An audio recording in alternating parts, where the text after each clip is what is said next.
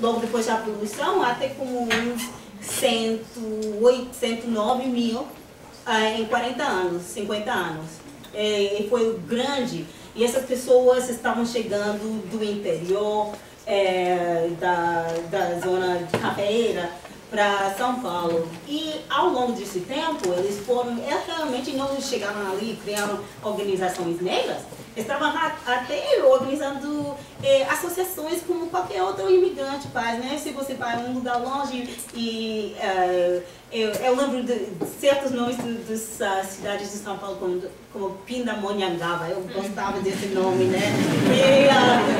Então, se você este lá e conhece outra pessoa de lá, eles vão se juntar para voltar para Pindamonhangaba, para a festa padroeira, né? E eles levam as pessoas dos seus bairros lá e fazem festa. E eles começavam ou seja, a turma que chegava da Bexiga e outra turma que chegava da Barra Funda, chegavam lá, fizeram eles ficavam, porque eles não eram de lá, ficavam em barracões, né? Armazéns, uma coisa assim. E fizeram suas festas com suas modinhas, né, falando de coisa boa, né, de Barra Funda, e falando mal da Bexiga e fazendo isso. E aí criou um sentido de comunidade. E aí fazia suas festas, aí começou com o jornalzinho, né, falando, isso não estava falando da política, estavam falando das festas, né, de onde vai ser essa festa e essa outra festa, e falando, por exemplo, do comportamento, porque isso foi importante para eles. Eles estavam chegando lá para fazer suas vidas novas. Não estavam lá para farra, não estavam ali, não, nem assim. Eles estavam querendo ser pessoas modernas na cidade. Um país que põe ordem e progresso para ser moderno.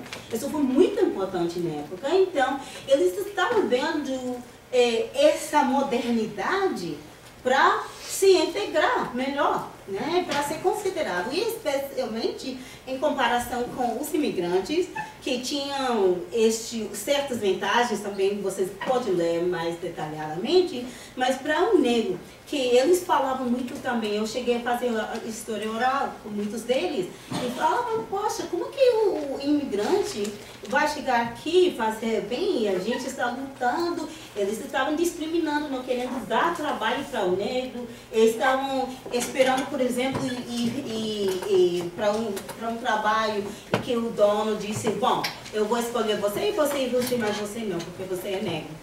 Então isso chocava, né, para as pessoas. Então, como eles estavam vendo, e eu estou falando de um racismo bastante aberto, na Praça da República, não se permitia, os negros entraram esse dia de domingo, era muito comum pessoas vestirem-se bem, ir lá fazer o que eles falavam de footing, né, de circular, mas o negro não estava permitido entrar, foi discriminado. Então, se eles estavam vivendo essa discriminação, claro que organizavam para dizer não, né? Que estavam sendo perseguidos pela polícia e se organizava para ser um dos primeiros organizações políticas foi para exatamente dessegregar a Guarda Civil, que não permitia negros. Então, isso foi o motivo de eles começar a fazer uma política em cima da forma de discriminação que eles enfrentavam como seres livres e cidadãos, e isso foi sua forma de dizer, não, a gente vai exercitar nossa cidadania. E isso, eu fui muito fora, eu vou ficar mais no texto, né? Bom, eu somente vou sinalizar algumas formas em que se pode entender essas ações dos paulistas no contexto diaspórico. Primeiro, eles estavam, como a gente falou, né, estão em contato com o pensamento diaspórico.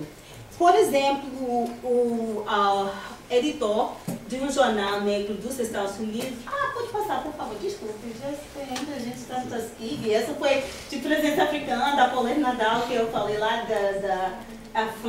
em França, ok, já estamos aqui na pós-abolição brasileira.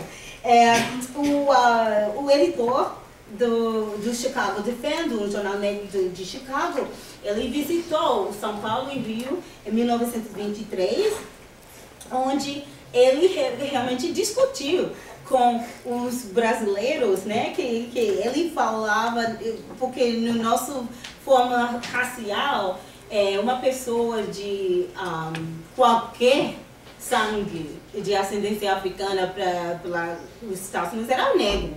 E então, o Robert Abbott veio aqui, veio muitas pessoas de cor muito clara, porque para ele foi negro, e ele disse, aqui é um paraíso para o negro. Como que vocês estão falando mal do racismo? Aqui não existe nada de racismo. E eles estão, não. Existe sim. E aí começou um discurso com ele. Mas ele manteve uma comunicação com os jornais negros e ele mandava notícias do jornal dele para esse jornal Progresso. Publicava muita matéria do Chicago, mas eles não simplesmente reproduziam, eles estavam fazendo comentário, não foi assim simplesmente, eles às vezes tomavam a matéria e fizeram a sua própria notícia. Então, eu falei do exemplo de uma reportagem sobre um clube de golfe, né? A gente fala de Tiger Woods, mas quase 100 anos antes de Tiger Woods, houve esse clube de golfe em Chicago. E em Chicago foi publicado para comentar das ameaças que eles estavam sofrendo da Ku Klux Klan, desses terroristas, né? Mas aqui no Brasil eles estão falando, olha, essa maravilha, olha o negro já se está saindo, né? Você está fazendo todos esses esportes, você está fazendo muita coisa. Falava muito do autoestima em esses jornais. Então, houve discordâncias, mas por isso eu estou dizendo que houve interpretações, meanings, entendimentos brasileiros nessas políticas também. Eu menciono muito rapidamente o Marcus Garvey, que também manda muita informação para os jornais de São Paulo, mas eles também discutiram essa ideia de volta para a África e eles não concordavam, disseram que a gente passou muitos séculos aqui no Brasil. Aqui falavam muito das guerras, onde se derramou sangue africana. Disse, não, a gente, esse aqui é o nosso Brasil, que vocês sabem que é diferente lá na Bahia. E que também, com esses 20 mil caribenhos que chegavam aqui, quais seriam seus contatos com a população brasileira? Aliás, um dos presidentes dessa primeira entidade, o Centro Cívico Palmares, o nome dele é 100% de Barbados. Minha família é de Barbados, eu conheço os nomes. O nome dele é Joe Foys Gibbons, esse não é um nome brasileiro. E ele aparece como presidente dessa entidade.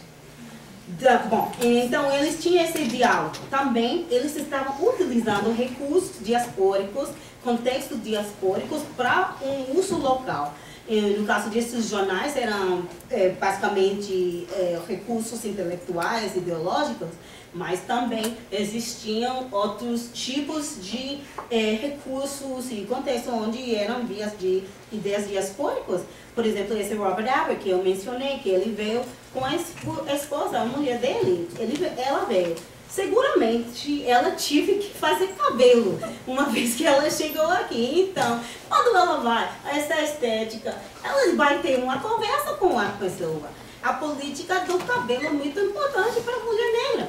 A gente até como uma leitura. Você pode olhar esse cabelo e vai pensando certas coisas de mim.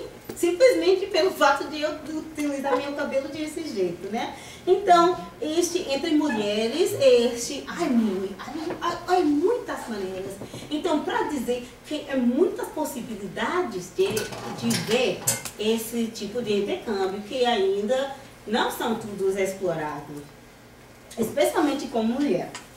Então, mas a coisa relevante é o que eu estudo diáspora, A gente tem essa ideia de que diáspora é uma coisa muito internacional, que sempre são as pessoas cosmopolitas que viajam, mas nem sempre. Porque o poder da diáspora é seu uso no lugar onde você mora. Então, se você tem recursos que você pode mobilizar aqui, isso realmente é uma coisa em que faz um uso muito importante. Agora, eu vou ir mais rápido porque é muito tempo. Para passar para Salvador, como comparação, no começo parece muito raro, né, que um projeto como o Frente Negra não teria pego lá, né, Salvador, porque maioritária negra, né, mas não foi assim. E porque lá na comunidade de Salvador, o pessoal chegou lá na Frente Negra e não pegou nada, né? Então por que não? Primeiro porque isso pode entender alguém como não homogeneizar a experiência negra, a realidade lá em Salvador bem diferente, pessoas chegavam em outras condições, outros números, de outros lugares, e aí o território étnico na Bahia não parecia tanto com São Paulo, mas parecia bem mais com certa parte da Cuba, que também recebeu um fluxo de africanos no final do trato. Então, porque muitas pessoas começam a olhar a Bahia e dizer o porquê não houve essa frente negra lá muito forte. E então, eu digo que uma vez que você já começa a trabalhar isso como uma política diaspórica, agora a pergunta realmente é melhor como manifestou essas dinâmicas na Bahia. E você vê lá também, eu vou falar mais rápido, que lá na Bahia a luta não foi sobre a raça, né? Realmente não existia muita discriminação da raça. Existia discriminação de cultura, de prática da cultura africana. Porque os elites baianos, eles não queriam Bahia africana, porque tinha tudo a ver com o ababá e tudo isso que eles não queriam. Então, incomodava muito a prática do candomblé, dos africanos, e então houve muita discriminação. Eu não sei se vocês sabem que o carnaval, ele começou, tinha dentro, depois nos anos 80, começou o carnaval mais moderno que a gente sabe, né, de procissões, de enredos e fantasias. E houve um dos primeiros clubes carnavalescos africanos, que foi a Embaixada Africana, fundada em 1894, que fez o maior sucesso lá, muitas pessoas gostavam.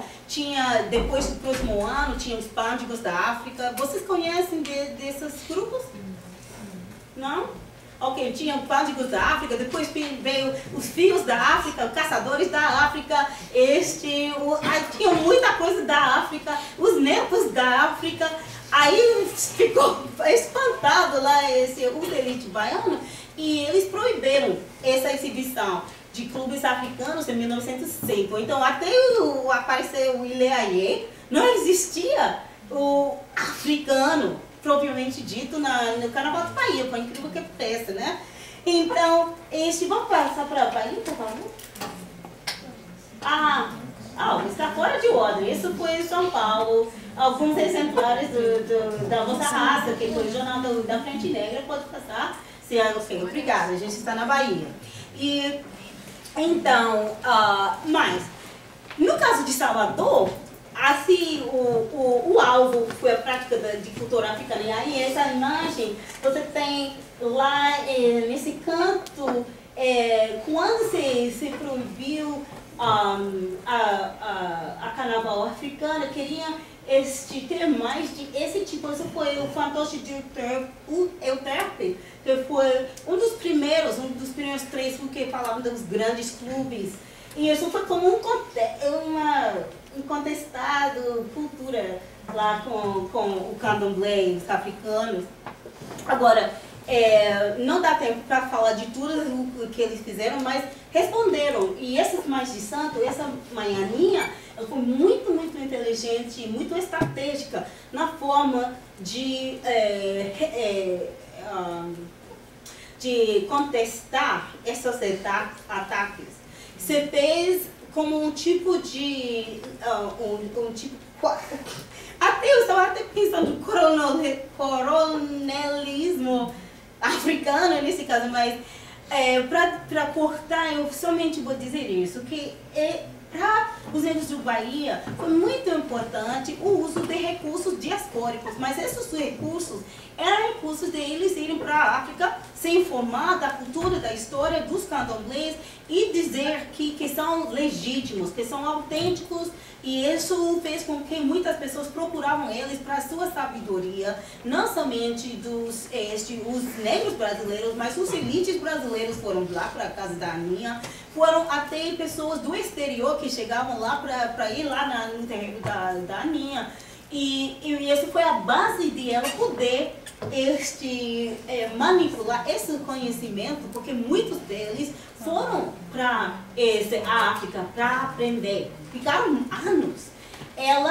E também ela tem não somente conhecimento, mas ela foi comerciante. Ela foi uma pessoa de negócios internacionais, ela foi importadora. Trabalhava lá no mercado modelo, ela tinha tinha escritório na igreja